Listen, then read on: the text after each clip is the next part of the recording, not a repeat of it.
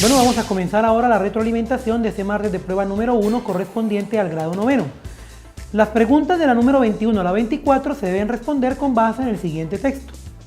A casi 100 años del nacimiento de Alejo Carpentier, ganador del Premio Cervantes, se vive la plenitud de su obra.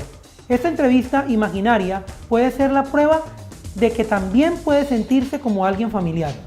Alejo Carpentier llegó tarde a mi vida. En el librero de mi casa estaban algunos de sus famosos títulos, pero tuvieron que pasar años para que descubriera al autor de tantos libros imprescindibles. Esta entrevista, alimentada de otras entrevistas y biografías, es la que quizás me hubiese gustado hacerle al genio que se sentía impresionado por la belleza de una frase de Montaigne: no hay mejor destino para el hombre que el desempeñar cabalmente su oficio de hombre. ¿Cómo fue su infancia?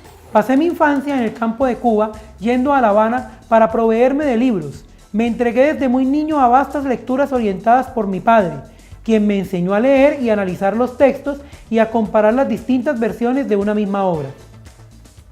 ¿Qué lo condujo a escribir?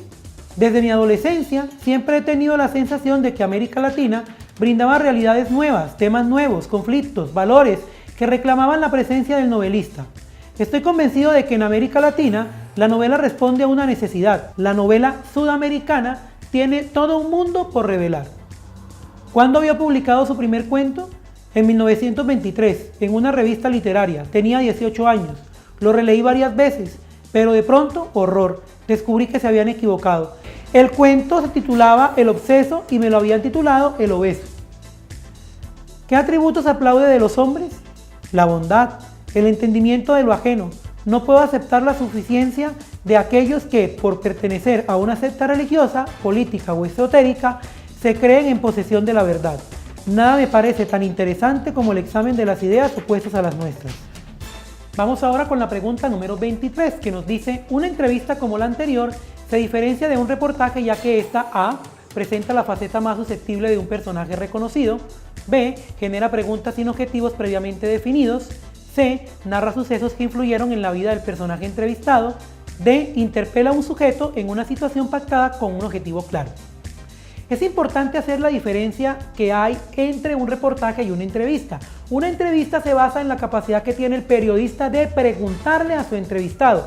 En el reportaje tenemos las respuestas. Un reportaje puede ser producto de una entrevista, pero el reportaje nos da la información explicada de lo que ocurrió. Tal vez con algunas preguntas entre información, pero no necesariamente es una entrevista. Esa es la diferencia. Ahora tenemos que buscar, a partir del contexto del texto, cuáles son las razones que nos delimitan la opción correcta. Si miramos la opción A, presenta la faceta más susceptible de un personaje reconocido. ¿Por qué la faceta más susceptible? Si lo que hace el entrevistador es colocar una pregunta primero sobre su infancia, una sobre cómo aprendió a escribir, otra sobre sus libros y otra sobre lo que valora de los hombres. Entonces no necesariamente está preguntando por algo muy trascendental ni muy susceptible de su vida, como confidencial o algo así. La palabra susceptible hace mucho ruido allí y debemos descartar por esta razón la opción A. La opción B genera preguntas sin objetivos previamente definidos. Si miramos que las preguntas que se hacen tienen un objetivo de época, de etapa y apuntan a 4 elementos muy precisos en la vida de Alejo Carpentier, por lo tanto no es una pregunta desestructurada y sin objetivos. La B debe quedar descartada. Opción C, narra sucesos que influyeron en la vida del personaje entrevistado. Esta opción de respuesta puede ser correcta, pero tenemos que compararla con la D, interpela a un sujeto en una situación pactada con un objetivo claro. ¿Qué es más importante? ¿Qué es lo que hay de ruido en la opción C? Sucesos que influyeron en la vida del personaje entrevistado. Eso es correcto. Sobre eso le preguntan, pero no es una narración, es una entrevista. Por lo cual, por la palabra narra, la respuesta C debe ser incorrecta porque no es una narración, sino una entrevista. Se pregunta y se responde. La narración implica muchas veces un diálogo, pero es una secuencia literaria de hechos. Lo que ocurre es lo que dice la D, una interpelación, o sea, un grupo de preguntas a un sujeto en una situación pactada con un objetivo claro. ¿Cuál es el objetivo claro? Saber de su infancia, lo que valora de la vida, cómo escribe y qué escribe.